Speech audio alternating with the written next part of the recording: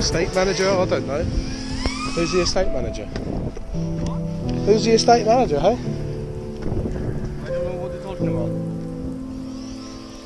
What are you doing? You record me? No. You liar. I don't know what you're on about, mate. You liar.